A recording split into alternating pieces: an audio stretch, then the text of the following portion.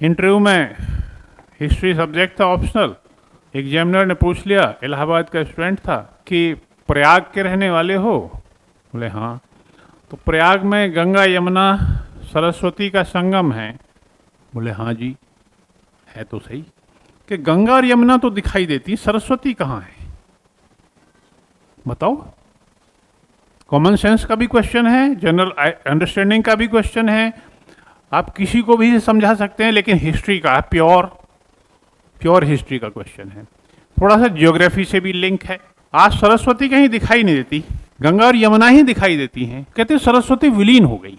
कहाँ विलीन हो गई? और सरस्वती विलीन होने के पीछे ज्योग्राफिकल फैक्टर रहे, और वो हमारे परंपराओं में वो चीज पुराणों में चलती रही। ठीक है।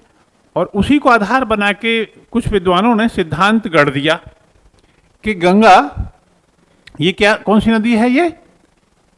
ये यमुना है, ये गंगा है, और ये कौन सी है बताओ?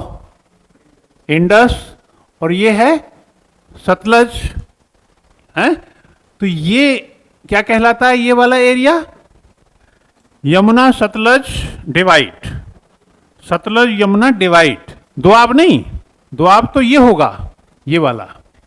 ये तो दोनों अलग अलग सिस्टम है ना, ये इंडस सिस्टम है, ये गंगा सिस्टम है।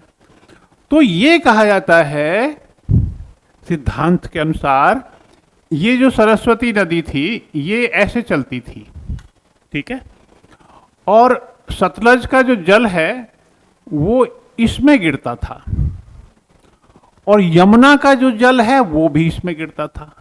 यानी यमुना पहले गंगा सिस्टम का हिस्सा नहीं थी। इस वजह से सरस्वती एक बहुत ही बड़ी नदी थी, उसकी जल राशि अनंत थी, तभी तो वेदों की रचना हुई।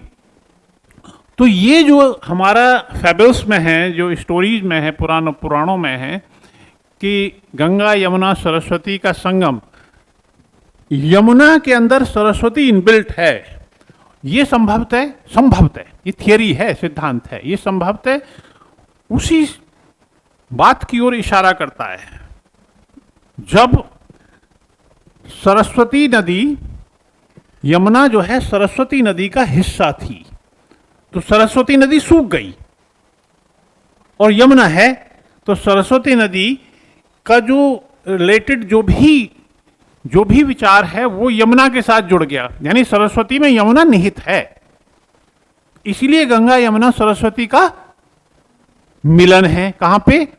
प्रयाग में।